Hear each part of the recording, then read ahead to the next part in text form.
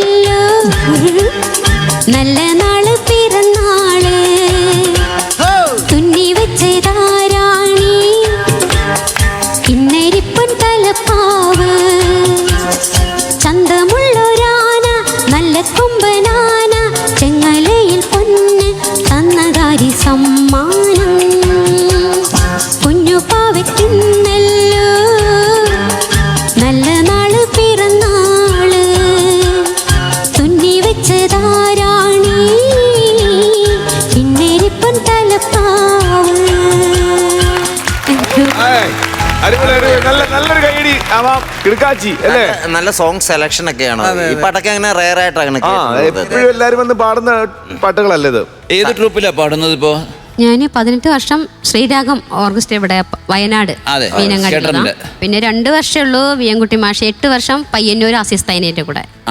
പിന്നെ വിളിച്ചാ പോകും. അതിൽ കൂടുതൽ മാപ്പിള പാട്ടുകളാണ് പാടുന്നത് അതോ എല്ലാ പാട്ടും ഉണ്ടോ? വിയൻകുട്ടി മാഷതായാലും ആസിസ്തൈനന്റെ ആയാലും പ്രസംഗം കഴിഞ്ഞ ഉടനെ ഭക്തിഗാനം ഞാനാ പാടുണ്ടാവുക. സംഗീതം പഠിച്ചിട്ടുണ്ടോ? 2 വർഷമുള്ളൂ. ചെറുപ്പത്തിലെ? അല്ലല്ല, 10ാം ക്ലാസ് കഴിഞ്ഞിട്ട്. ഞാൻ 5ാം വയസ്സിലാണ് മറ്റേ കാറ്റു താരാട്ടൊന്നുമില്ല പാട്ട് പാടണം മൈക്കില്. മ്യൂസിക് ഒന്നും ഇല്ലല്ലോ അന്ന്. എന്താ 2 വർഷം പഠിച്ചിട്ട് അവസാനിപ്പിച്ചത് എന്താണ്? ഓരോ സാഹചര്യം. എല്ലാവരുടെയും നിങ്ങളൊക്കെ പഠിച്ചിരുന്നെങ്കിൽ നിങ്ങളൊക്കെ ഇപ്പോഴും ഒരിടത്ത് എത്തിയിട്ടില്ല എന്നല്ല പറയുന്നത്. നന്നായിട്ട് പാടുന്നുണ്ട്, പക്ഷെ പഠിച്ചിരുന്നെങ്കിൽ ഇതിന്റെ റേഞ്ച് അങ്ങ് മാറും. നിങ്ങൾ അവസരങ്ങൾ വരും നിങ്ങൾക്ക്. മിനിക്ക് മിനിയുടേതായ ഒരു ശൈലിയുണ്ട്. അല്ല, നല്ല ശബ്ദം. ഈ നമ്മുടെ ശബ്ദത്തിനൊക്കെ നമ്മള് റെസ്റ്റ് കാര്യങ്ങളൊക്കെ കൊടുത്തിട്ടാണ് കൊടുക്കാറുണ്ടോ? അതെ അതെ. കാരണം അത് പുളികളൊന്നും കഴിക്കില്ല. ആ ക്വാളിറ്റി നമ്മള് കേൾക്കാൻ പറ്റേണ്ടത്. കാരണം ഔട്ട് ഭയങ്കര രസമാണ് ഔട്ട് കേൾക്കാനായിട്ട്. ശബ്ദത്തെ ഇത്രയും നന്നായിട്ട് സംരക്ഷിച്ചപ്പം പാട്ടുകൂടെ പഠിക്കായിരുന്നു. ഇനി ഏതാണ് പാട്ട്? ശിവമല്ലിക്കാവിൽ. അനന്തഭദ്രം. ശിവമല്ലിക്കാവിൽ കോവളം പൂത്തു കുങ്കുമം പൂത്തു ആവളം കിളിപ്പാട്ടു പാടും പഞ്ചമം കേട്ടു